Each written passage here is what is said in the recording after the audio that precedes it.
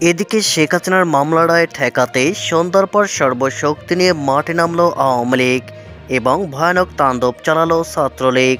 রাতেই কিয়ামত ঘটাবে সারা দেশে, রাতে ইউনূসের পদত্যাগের এক দফা দাবি ঘোষণা করল শেখ হাসিনা। ইউনূসের পতন না হওয়া পর্যন্ত এই আন্দোলন অব্যাহত রাখার জন্য আমি আহ্বান জানাচ্ছি। এদিকে মৃত্যুদণ্ড হতে পারে জেনেও লড়াইয়ে অবিচল শেখ হাসিনা দলকে বলেন ইউনূসের বিচার করবই ইনশাআল্লাহ। ডাউন চলছে, চলবে। শেখ হাসিনার নির্দেশে যতদিন না দখলদার অবৈধ সরকারের পতন না হবে ততদিন এই লড়াই চলবে। এদিকে বৈধ প্রধানমন্ত্রী শেখ হাসিনার বিরুদ্ধে প্রহসনমূলক বিচার, মুক্তিযুদ্ধের পক্ষের 111 প্রকৌশলী তীব্র নিন্দা।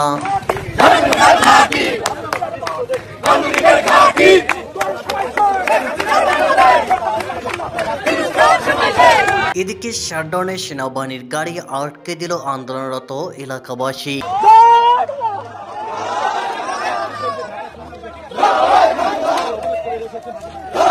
এদিকে ভোটার তালিকায় এখনো নেই তারেক রহমানের নাম, নির্বাচনে অংশ নেওয়া কি অনিশ্চিত।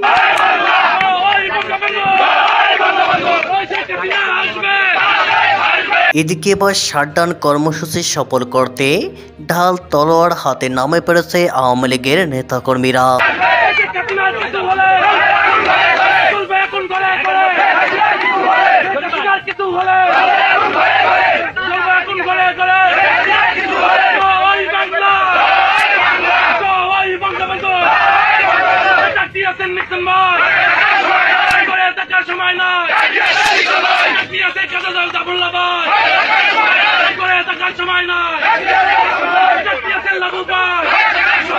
এদিকে শিক্ষক আন্দোলনের সাউন্ড গ্রেনেডের শব্দে অসুস্থ সেই শিক্ষিকার মৃত্যু।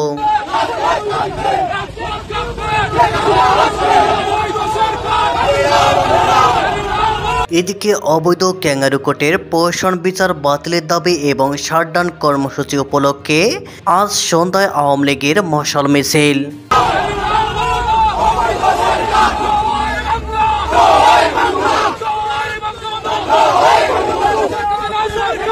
এদিকে মৃত্যুদণ্ড হতে পারে জেনেও লড়াইয়ে অবিচল শেখ হাসিনা দলকে বলেন ইউনূসের বিচার করবই ইনশাআল্লাহ। সরকার চেয়েছে সর্বোচ্চ সাজা অর্থাৎ মৃত্যুদণ্ড দেওয়া হোক সাবেক প্রধানমন্ত্রী শেখ হাসিনাকে। অন্যদিকে শেখ হাসিনা এবং তার দল আওয়ামী লীগের বক্তব্য, ইউনূস প্রশাসনের লিখে দেওয়া রায়ই পাঠ করবেন বাংলাদেশ আন্তর্জাতিক অপরাধ ট্রাইব্যুনালের বিচারপতি, তাতে সরকারের বাসনার অন্যথা হবে না।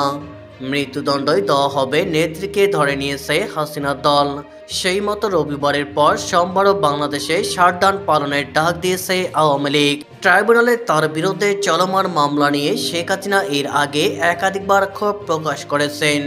তার দাবি ওই ট্রাইব্যুনাল গঠন করা হয়েছিল মুক্তিযুদ্ধের বিরোধিতাকারীদের বিচারের জন্য। এমন ট্রাইব্যুনালে তার এবং মুক্তিযুদ্ধের পক্ষের মানুষের বিচার হতে পারে না। হাসিনা সেই কারণেই সেনা সদস্যদের ট্রাইব্যুনালের বিচারের বিরুদ্ধেও সরব হয়েছেন। হাসিনা তার পিতা বঙ্গবন্ধু শেখ মুজিবুর রহমানের মতোই রাজনৈতিক মামলায় একাধিকবার জেলে গিয়েছেন, তবে কোনো মামলায় তিনি দোষী সাব্যস্ত হননি। বিচারাধীন আসামি হিসাবে কারাগারে ছিলেন। আগামীকাল সোমবার প্রথম কোনো মামলায় দোষী সাব্যস্ত হয়ে সাজার মুখোমুখি হবেন তিনি। ট্রাইব্যুনাল সূত্রে জানানো হয়েছে, সোমবার সাজা ঘোষণার পর সরকারের তরফে ফের বিচারপতির কাছে সাবেক প্রধানমন্ত্রীর বিরুদ্ধে গ্রেপ্তারি পরোয়ানা জারির আবেদন জানানো হবে। গত বছর অক্টোবরে প্রথম গ্রেপ্তারি পরোয়ানা জারি করার পর বাংলাদেশ সরকার ভারতের কাছে সাবেক প্রধানমন্ত্রীকে ফিরিয়ে দেওয়ার আর্জি জানিয়েছে। একাধিক সূত্রের খবর, ভারত সরকার এখন পর্যন্ত এই বিষয়ে কোনো পদক্ষেপ করেনি। বাংলাদেশ সরকারের চিঠির জবাব দেয়নি নয়াদিল্লি। ট্রাইব্যুনালের সরকার পক্ষ তার মৃত্যুদণ্ড দাবি করার প্রসঙ্গে আওয়ামী লীগ নেত্রী কখনো প্রতিক্রিয়া দেয়নি। আগামীকাল সোমবার সাজা ঘোষণার পর তার প্রতিক্রিয়া দেওয়ার কথা। তবে সাজা ঘোষণার কয়েক ঘন্টা আগেও তিনি আর 5টা দিনের মতোই দলের কাজে ব্যস্ত আছেন। শনিবার রাতেও আওয়ামী লীগের ফেসবুক পেজে নিয়মিত অনুষ্ঠান দায় মুক্তিতে হাসিনা অংশ নিয়েছেন। সেখানে ইনুস জমানায় নির্যাতিত আওয়ামী লীগের নেতা কর্মীদের কথা শুনেছেন তিনি। তাদের অনেকেই হামলার শিকার হয়ে এখনও চিকিৎসাধীন। হাসিনা অনুষ্ঠানে কথা দেন তিনি প্রত্যেকের চিকিৎসার ব্যবস্থা করবেন। অনুষ্ঠান চলাকালে তিনি সঞ্চালক এম নজরুল ইসলামকে বলেন, অনুষ্ঠান শেষ হওয়া মাত্র যেন আহতদের চিকিৎসার ব্যবস্থা করা হয়। সকলের কথা শোনার পর হাসিনা সংক্ষিপ্ত ভাষণ দেন। দলের নেতারা অবাক হয়েছেন। ভাষণে তিনি একবারের জন্যও সোমবার তার বিরুদ্ধে সাজা ঘোষণার প্রসঙ্গ উপস্থাপন করেননি। দায়মুক্তি অনুষ্ঠানে তিনি জানিয়েছেন, যারা আজ বাংলাদেশে আওয়ামী লীগের নেতাকর্মী এবং সাধারণ মানুষের উপর নিপীড়ন নির্যাতন চালাচ্ছে তাদের প্রত্যেকের বিচার করা হবে। তার কথায় সব হিসাব আমরা বুঝে নেব। দলের নেতাকর্মীদের ধৈর্য ধরার পরামর্শ দিয়ে হাসিনা বলেন, আমাকে অনেকবার হত্যা করার চেষ্টা করা হয়েছিল। গ্রেনেড হামলার পর গত বছর জুলাই আগস্ট আন্দোলনের সময়ও একই চেষ্টা করা হয়। তিনি বলেন, প্রতিবারে আল্লাহ আমাকে রক্ষা করেছেন। তিনি যখন বাঁচিয়ে রেখেছেন তখন নিশ্চয় কোনো একটি ভালো কাজ আমাকে দিয়ে করাবেন। হাসিনা মনে করেন সেই ভালো কাজটি হলো মোহাম্মদ ইউনূস ও তার সঙ্গী সাথীদের বিচার। প্রধান উপদেষ্টা ইউনূসকে সুদখোর জঙ্গি আখ্যা দিয়ে সাবেক প্রধানমন্ত্রী বলেন, বেঁচে যখন আসি তখন এদের বিচার করব ইনশাআল্লাহ। এদিকে বৈধ প্রধানমন্ত্রী শেখ হাসিনার বিরুদ্ধে প্রহসনমূলক বিচার, মুক্তিযুদ্ধের পক্ষের 111 প্রকৌশলীর তীব্র নিন্দা। অবৈধ সরকারের অবৈধ অধ্যাদেশে গঠিত ট্রাইব্যুনাল অবিলম্বে বন্ধের দাবি। বাংলাদেশ ও প্রবাসে অবস্থানরত মুক্তিযুদ্ধের পক্ষের 111 জন প্রকৌশলী প্রধানমন্ত্রী শেখ হাসিনার বিরুদ্ধে আন্তর্জাতিক অপরাধ ট্রাইব্যুনালে চলমান বিচার প্রক্রিয়াকে প্রহসনমূলক ও অবৈধ অভিহিত করে তীব্র নিন্দা ও প্রতিবাদ জানিয়েছেন। গতকাল এক যৌথ বিবৃতিতে তারা দাবি করেন, নির্বাচিত সরকারের প্রধানের বিরুদ্ধে এই ধরনের বিচার সংবিধান, আইন এবং আন্তর্জাতিক মানবাধিকার মানদণ্ডের পরিপন্থী। শেখ হাসিনার উন্নয়নে তারা অব্যাহত রাখার ষড়যন্ত্র প্রকৌশলীদের অভিযোগ। বিবৃতিতে বলা হয়, শেখ হাসিনার নেতৃত্বে বাংলাদেশের অবকাঠামোগত উন্নয়নের যে ধারাবাহিকতা তৈরি হয়েছে তা ব্যাহত ও ধ্বংস করার উদ্দেশ্যই এই প্রহসনমূলক বিচার আয়োজন করা হয়েছে। প্রকৌশলীরা উল্লেখ করেন, উন্নয়ন বাস্তবায়নের মাঠ পর্যায়ের কর্মী হিসাবে এই পরিস্থিতিতে নীরব থাকার সুযোগ নেই। ট্রাইব্যুনালের বৈধতা নিয়ে প্রশ্ন।